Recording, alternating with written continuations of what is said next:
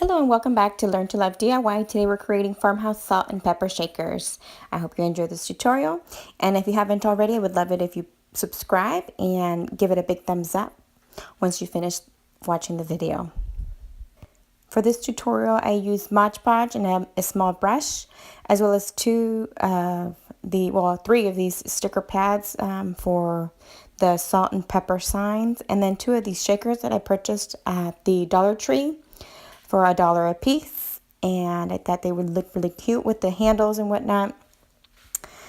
And it had been the first time I had seen them there, so I went ahead and grabbed them. And all I'm going to do is peel off the sticker bottoms and then go ahead and run them through a little bit of soap and water to make sure they're 100% clean before I start my project.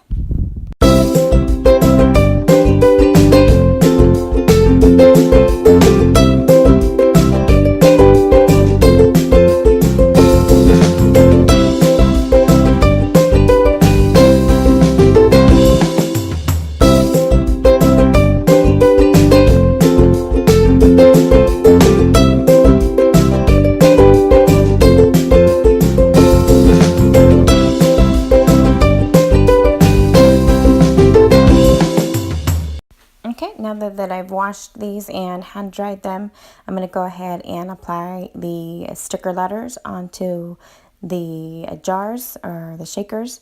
And all I'm doing is applying a really thin layer of the Mod Podge. And the first one I'm doing is the salt, and I am putting the letters on both sides, just so that if I have it turned on one side or the other, that it's visible on either end. And so as you can see here, I'm spelling out salt. And once this does dry out, I'm going to go ahead and do a second layer of the Mod Podge. And now it's time for us to do the pepper. And I'm just taking, these are the stickers that I liked. It kind of, I had different options to choose from my stash. However, I've heard a lot of like Rae Dunn coffee cups and jars and whatnot, and the lettering here reminds me a little bit of that. So I wanted to go ahead and give that a try. So now, as you can see here, I let my salt dry just a bit while I was doing the pepper, and now I'm doing the second side. And then I'm going to go ahead and do the same for the pepper.